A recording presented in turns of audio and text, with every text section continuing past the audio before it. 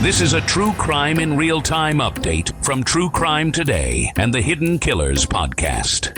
Lori Vallow Daybell is back in the courtroom, this time with new attorneys.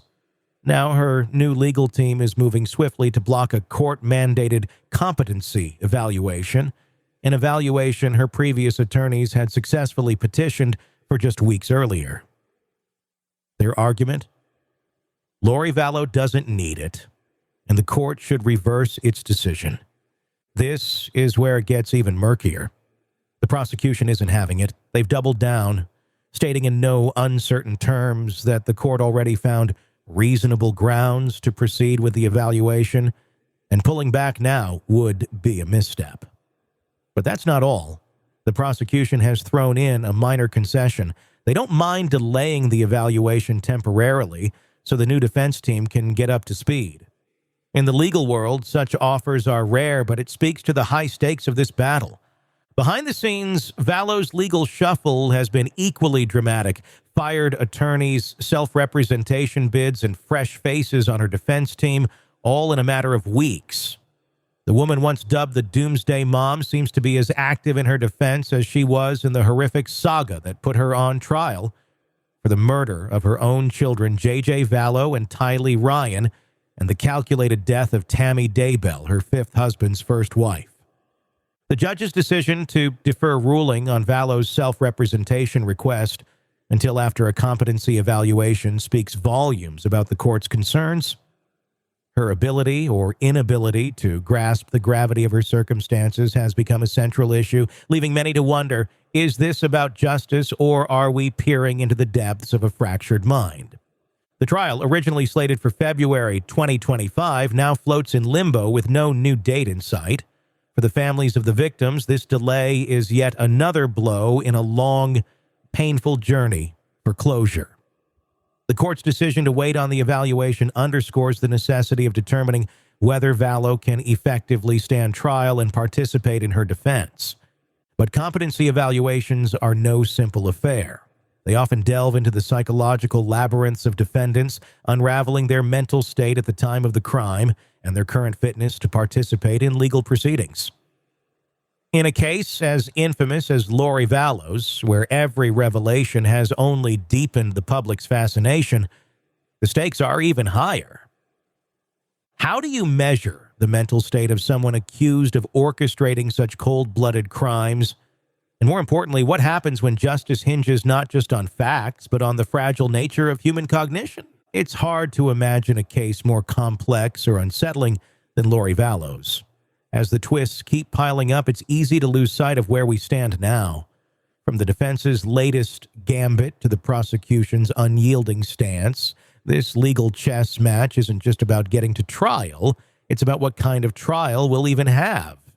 First, let's address the elephant in the room. Competency. This isn't some minor procedural issue. It's foundational. Without competency, there's no trial, no defense, and certainly no resolution for the victims' families. And yet here we are, watching the defense try to undo what seems to be a reasonable and necessary step. One could argue they're doing their job, advocating for their client. But from a broader perspective, it feels like yet another delay in a case that has already dragged on far too long. What strikes me, though, is the irony. Lori Vallow, who once claimed divine insight and a mission from God, is now potentially unfit to stand trial. The same woman who reportedly believed she was part of some apocalyptic prophecy may not even comprehend the reality of her own legal peril.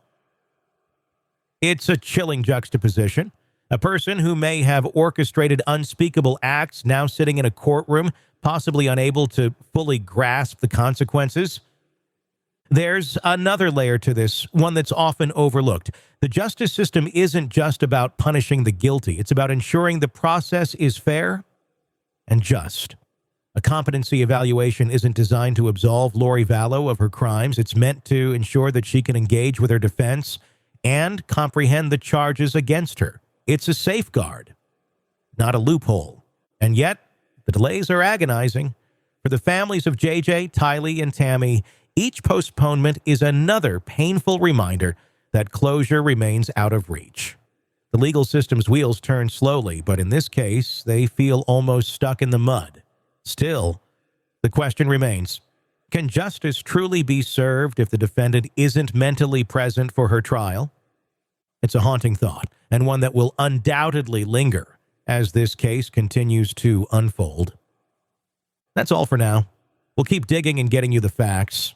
Thanks for listening. I'm Tony Brueski. Be sure to press subscribe so you don't miss any of our updates. In a world where the darkest secrets lie just beneath the surface, They said it was an accident, but the evidence says otherwise. where hidden killers roam unnoticed in the shadows. I think you would definitely be looking at a blend of toxic, very bad narcissistic personality traits, and they will be vengeful and possibly resort to violence. Join Tony Brueski as he uncovers the truth behind the most chilling cases. They said it was an accident, but the evidence clearly says otherwise. Each episode, we dig deep into the minds of those who commit the unthinkable. To your point on narcissism, he thinks in his own mind how witty he is. Yeah. But he lost that jury. I was done with him in 2 minutes. From unsolved mysteries to infamous crimes. Geez, you've just talked about how you've taught yourself how to do everything under the sun.